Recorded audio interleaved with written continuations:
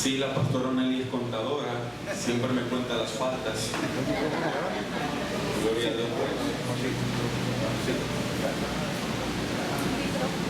Parece que voy a dar una presentación en la escuela aquí. ¿Cómo está, iglesia? Dios le bendiga. Dios le bendiga más. Cuando ustedes le den bendición, usted reciba bendición. ¿Sabe por qué? Porque Satanás está buscando una boca, una lengua que confiese maldición sobre usted. Si no, pregúntele a Balac y a Balaam. Amén. Eso esta noche vamos a estar hablando, ese mensaje usted no se lo puede perder. Así que nos vemos esta noche. Pastor Onelise Roseo, gracias al Señor, ¿verdad? Ya 26 años aquí con yo le digo mi galón, pero es mi galán. Tenemos 5 hermosos hijos. Ya la primera se nos casó, solo tenemos 6 hijos, ¿verdad? Contando al yerno, alabado sea el Señor. Y le damos la gracia al Señor que Dios, mire, lo más sabio que nosotros podemos hacer en esa tierra es confiar en Dios. Pregúntenme por qué. Porque Dios nunca falla. Nosotros como seres humanos, ¿verdad? A veces decimos sí y nos sale un no. A veces queremos, ¿verdad?, estar presente y algo ocurre y no podemos estar presente. Podemos fallar, pero Dios es un Dios inmutable. Dios es un Dios que en Él no hay sombra de variación. Si Él lo dijo, nosotros decimos, yo lo creo. Amén. Si Dios lo dijo, aunque el enemigo se levante, diga lo que diga, lo que diga la gente, se levanta los vientos contrarios. Si Dios lo dijo, yo lo creo. Y yo, mis amados, le he creído a Dios en todo. Mi primera pastora me enseñó y me dijo a mí, si Dios te dice pasa por esa pared, tú pasa, corre, que algo va a pasar. Y me crió así y crecí así. Le doy gracias al Señor porque eso desarrolla una fe en mí desafiante. Desafiante porque precisamente para mí, porque hay cosas que se levantan que nos van a desafiar nuestra fe. En el matrimonio, las finanzas, con los hijos. Con los hijos. Tengo 5 hijos, ahorita estamos liderando el departamento de jóvenes. Y voy a decir esto, porque estando como líderes de jóvenes, en mi casa yo no podía ser la líder que mi hija necesitaba. ¿Por qué? Porque yo podía ayudar a una joven afuera estaba pasando por depresión y pensamiento de suicidios, pero tenía una joven en casa que me dijo, yo no quiero que tú me ayudes. O sea, yo podía pastorear afuera. Habían jóvenes que me estaban buscando, pero en mi casa tenía una que me decía, yo no quiero que tú me hables. O sea, usted tiene que tener fe y creerle a Dios. ¿Y sabe lo que Dios me dijo? Encárgate de los míos, que yo me encargo de los tuyos. Y eso hay que tener una fe que de verdad es desafiante. Así que ¿cuánto pueden tener fe en el Dios? En ese Dios que cuando dice sí, es sí. Amén. Así que Dios le bendiga, iglesia. Pueden sentarse. Gracias por estar acá. Todos son de la casa. Levántenme la mano. De aquí de casa, todos, ok. Les voy a hacer una pregunta y quiero que me contesten. ¿Cuántos quieren que yo les hable esta mañana como una figura de padre? Ahora, ¿cuántos quieren que yo les hable esta mañana como una figura de pastor? Bueno, vamos entonces a hacer una combinación de ambos. Esta mañana yo sentí en mi corazón darle más que una predicación, una pequeña enseñanza, lo que muchos ahora consideran como una conferencia, para ayudarlo a usted a adquirir las herramientas que necesita para avanzar en las cosas del Señor. Y yo quiero que usted preste atención. ¿Cuántos de los que están acá sabían que íbamos a tener este evento hoy? ¿Cuántos sabían? Que íbamos a estar aquí, que íbamos a estar predicando. ¿Lo sabían todos? Ahora la pregunta es, ¿cuántos de ustedes invitaron a un amigo? ¿Y dónde están esos amigos? ¿Vinieron hoy? Muchas veces no vienen porque tienen cosas que hacer, se les presentaron unas que otras situaciones Y por lo general el 99% son excusas. Y la responsabilidad cae en nosotros como hijos de Dios, por el conformismo, por la comodidad. Porque nos acomodamos a venir a la iglesia y nos conformamos con nosotros solamente recibir la palabra. Y no buscamos al perdido, no buscamos al necesitado. Y por eso las iglesias no crecen. Y no te estoy hablando de un crecimiento meramente que alguien tome un lugar en una silla. Te estoy hablando de que no crecen, que no tenemos amor por las almas y por el perdido. Vamos a las tiendas y todo trabaja normal. Vamos a comprar lo que vamos a comprar, vamos a buscar lo que vamos a buscar, y no nos interesa predicarle el evangelio a alguien. No nos importa, porque esa es la realidad. No nos interesa y no nos importa. Porque si nos interesara y nos importara, hiciéramos hasta lo imposible para que un alma viniera a los pies de Cristo. Y eso es lo que a Satanás le interesa. Que usted se llene, se engorde en la casa de Dios y que no busque el perdido, que no le hable a alguien que Cristo salva, que Cristo sana, que Cristo liberta, que Cristo puede cambiar la situación en su matrimonio y en su familia. Amén. Porque somos egoístas. Y yo esta mañana te voy a hablar como padre, pero también te voy a hablar como pastor.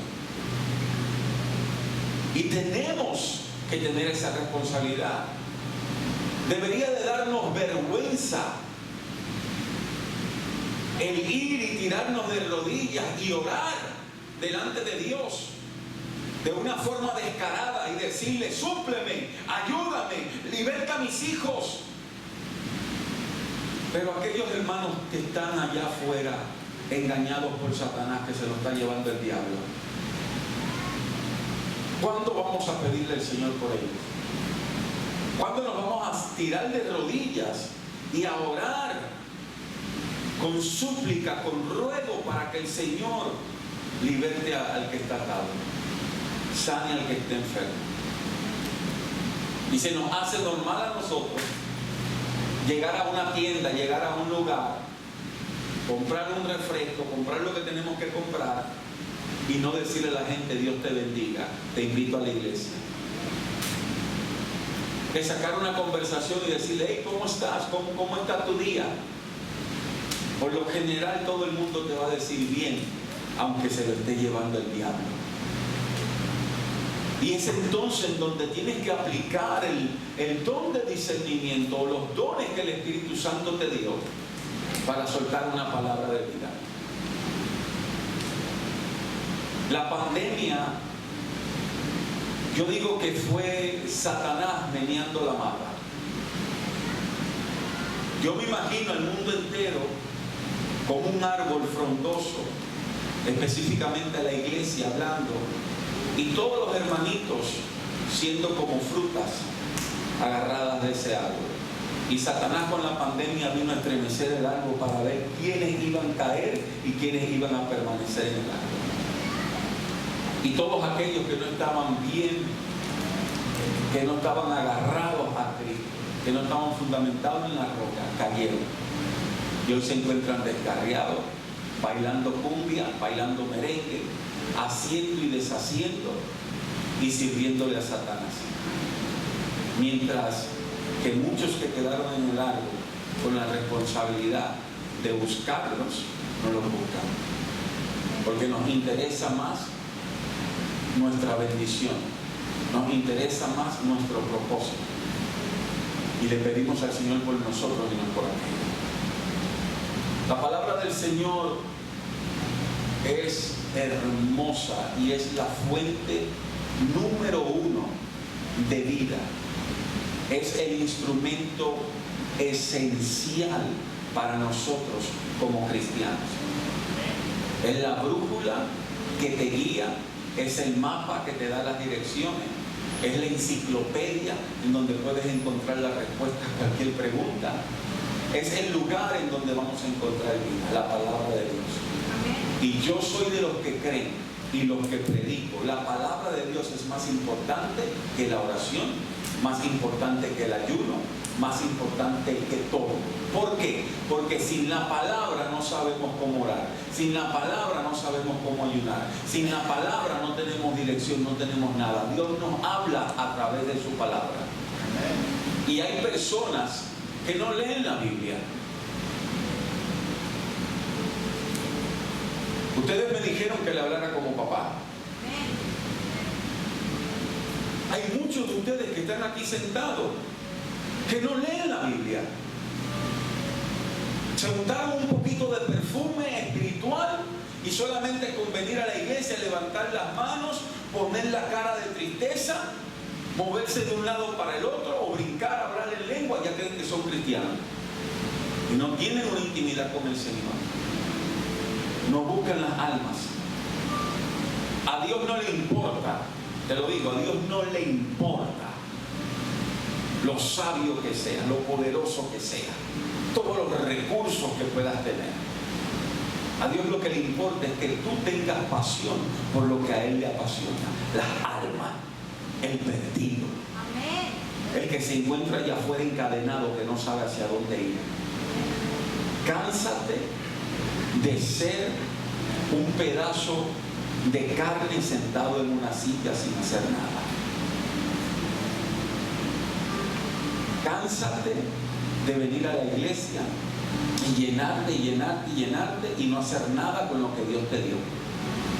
A nosotros nos debe dar vergüenza llegar a la iglesia y saber que durante la semana no evangelizamos ni a una persona.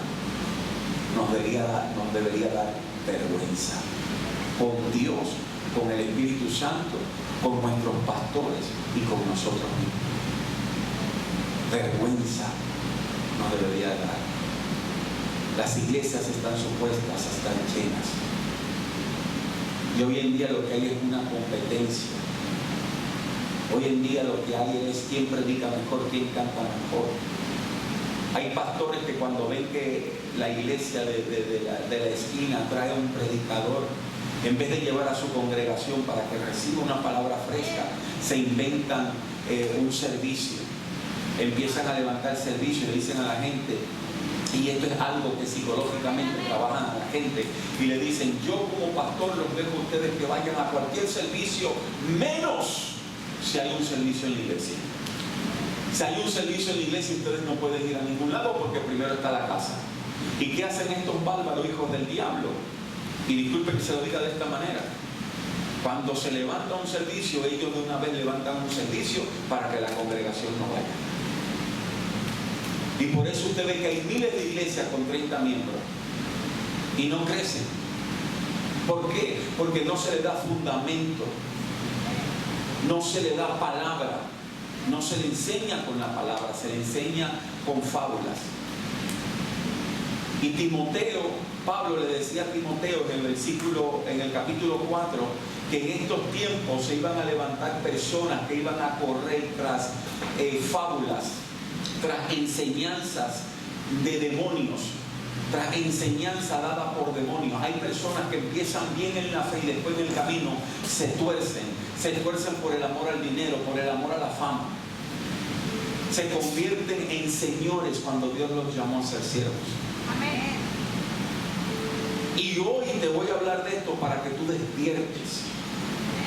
Tú no tienes que esperar que el pastor te diga vaya y evangelice. Usted no tiene que esperar que el pastor le diga, hermano, ¿a cuántas personas usted evangelizó durante la semana?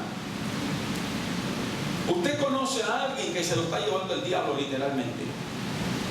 Y usted le dijo, te invito a la iglesia, y esta persona le dijo, sí voy, y nunca vino, como 3, 4 veces. Y usted desistió de invitarlo. Yo le doy gracias a Dios por varias personas que el Señor ha permitido que hayan llegado a mi vida. Y gracias a esas personas que yo estoy aquí parado. Mi esposa nunca desistió, no le quedaba de otra. Pero también hubo un joven moreno, no me acuerdo su nombre, que me conoció mientras yo estaba en la universidad. Y cuando me miró que estaba debatiendo en la cafetería con unos muchachos de la universidad, se me acercó y me dijo: Dios tiene algo poderoso contigo y Dios te va a usar. Y yo dije: te lo. Porque yo estaba en ideología marxista, socialista, comunista, capitalistas, y eso es lo que me gustaba predicar y debatir con los muchachos. Y él se me acercó y me dijo: Dios te va a usar. Y todos los días que me miraba en la universidad me decía lo mismo, y me invitaba a la iglesia y yo le decía que no, y para quitármelo de encima le decía: ok, yo voy, pero nunca iba. Invertía de su dinero. Una vez me mandó a buscar en un taxi porque yo le dije de mentiroso que no tenía cómo ir para la iglesia, y sacó de su bolsa, de su dinero, me pagó un taxi, me lo envió a la casa para que me llevara a la iglesia. Nosotros no queremos invertir. Hágase unos tacos y dígale a la gente: mira, te voy a invitar a la iglesia, y después de la iglesia hay unos tacos celestiales. ¿Celestiales qué es eso? No te preocupes, tienes que ir a probar. Invierte en las personas. Primera de Timoteo 3 dice lo siguiente: la siguiente declaración es digna de confianza. Si alguno aspira a convertirse en líder de la iglesia, o si alguno aspira a tener obispado, o si alguno aspira a ser un anciano en la iglesia, desea una posición honorable. Una de las cosas que identifica a un ser humano es que el ser humano siempre quiere sentirse útil. Siempre. Todos nosotros queremos sentirnos útiles y queremos servir. Todos los que están aquí fueron llamados con un propósito. Yo no creo que aquí haya alguien que quiera sentirse inútil. Yo creo que todos queremos hacer algo para Dios. Por esta causa, un líder de la iglesia debe ser un hombre que lleve una vida intachable. Debe serle fiel a su esposa. Debe tener control propio y vivir sabiamente y tener una buena reputación. Una de las cosas que le tiene que importar a usted es su reputación, su testimonio. Yo soy bien recto en las cosas y trato de ser cuidadoso. Y en algún momento se me puede escapar algo, y por eso siempre pido consejos. Porque lo que más importa, aquí lo dice, tener una buena reputación. El único pueblo que no perdona es el cristiano. Perdona de labios, pero de corazón no. ¿Por qué? Se lo explico. Ustedes ven que hay personas que caen en adulterio, que caen en fornicación, que caen en robo. Dios los perdona, son restaurados, pero la persona nunca olvida y lo sigue llamando por el pecado. Miran a un pastor y hace 10 años adulteró, robó, mintió, hizo algo malo. Y cuando alguien pide referencia, lo primero que dicen: sí, el pastor es de ahí, pero cayó en pecado. Oye, eso fue hace 10 años. Dios lo restauró. ¿Por qué? Porque la reputación es importante. El proverbio dice que más vale el buen nombre que miles tesoros. Parafraseándolo. El nombre vale más, o sea, la reputación vale más que cualquier dinero que pueda tener o cualquier posición o fama. Vale más el buen nombre, la reputación. Y eso usted tiene que cuidarlo como hijo de Dios. ¿Cuántas personas no han sido sorprendidas en pecados? Porque no tratan de vivir una vida intachable, como dice la palabra. Luego sigue diciendo: debe tener control propio y vivir sabiamente y tener una buena reputación. Con agrado debe recibir visitas y huéspedes en su casa y también tener la capacidad para enseñar. Aquí yo hago un paréntesis. Usted tiene que recibir visitas, pero sea cuidadoso. Usted va a recibir una visita en su casa, sea hombre, sea mujer. Así como la gallina cuando recoja sus pollitos con las alas y los guarda y los protege. Si usted tiene hijos, recoja a todos sus hijos. Hoy en día, lamentablemente, debemos ser hospedadores, pero de una manera inteligente, sabia, bajo la dirección del Espíritu Santo. No meta a cualquier gente en su casa porque le dijo que es cristiano. A nosotros en la iglesia donde estamos, Casa de Dios para la Nación, el pastor anteriormente decía: venga todo el mundo que aquí lo recibimos, aquí le damos que comer. Y después tuvo que dejar de decirlo, porque empezaban a llegar gente con maletas y decían: Dios me mandó, aquí me quedo, búsquenme comida, búsquenme casa, búsquenme ropa. Y se tiraban en una esquina en la iglesia y todo el mundo tenía que correr para tratar de socorrerlo, porque son personas sinvergüenzas. Yo les dije que, les pregunté si querían que le hablara como papá, como pastor. Me dijeron: como papá, aguántense. Son personas sinvergüenza. ¿Cómo es posible que yo, como hombre, cabeza de familia, grábame por favor, porque esto va para las redes? ¿Estamos en vivo? Que alguien me escuche y que alguien lo comparta.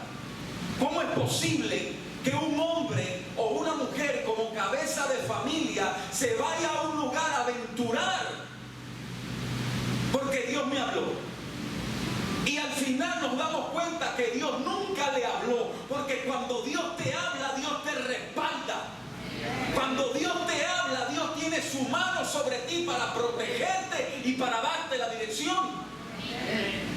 Y tú ves personas irresponsables que ponen a los hijos a coger trabajo, a pasar trabajo, y peor aún, que son sinvergüenzas, que no les gustan trabajar. Ponen a los hijos a pasar trabajo. Yo entiendo que hay que hacer sacrificio, y cuando Dios te habla, mi hermano, usted muévase, pero está seguro que Dios le habló. Yo he visto más de 20 familias que han llegado y han dicho: Dios me habló, y a los 2, 3 meses, 1 año, 2 años, se devuelven al lugar de donde viven, porque las cosas le empiezan a ir mal. ¿Por qué? Porque Dios nunca le habló. Entonces, usted tiene que tener mucho cuidado a quién va a hospedar en su casa, más si tiene hijos. Ah, no, mis hijos están grandes, mi hija tiene 17 años. Yo conocí una historia que metieron a un muchacho en una casa y después el muchacho terminó teniendo relaciones sexuales con la hija, y fueron los padres que metieron al muchacho en la casa. Hay un refrán, como decía el pastor, que dice: ojos vemos,